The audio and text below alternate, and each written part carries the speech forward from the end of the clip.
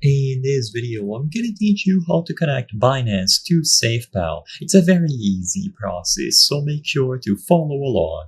In this video, I'm gonna give you easy to follow instructions on how to set up Binance and directly use it in conjunction with SafePal. So to do this, open the SafePal application, the app, and in here you should be able to find Binance. So all that you have to do is choose Binance from the home screen of this application.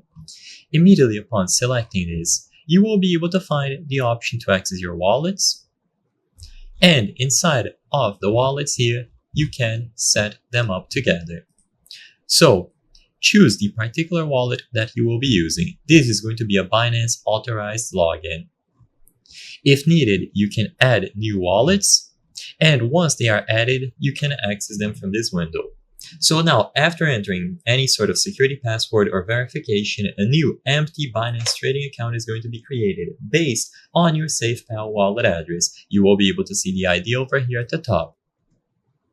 Once you have created a new Binance account in the Binance, the app, you can see the shortcut to the trading account in your wallet list. So you will see the Binance icon displayed here.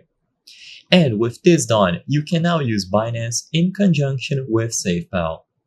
So by using Binance the app within the SafePal app, you can connect them both together. So remember to use the Binance the app, choose the option from the home screen wallets, and you will be able to connect SafePal from this window.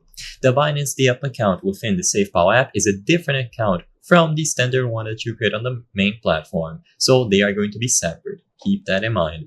But as long as you do it here and you manually choose the option to create the account, they will be set up for you. You can go over to the setting option at any point to check them.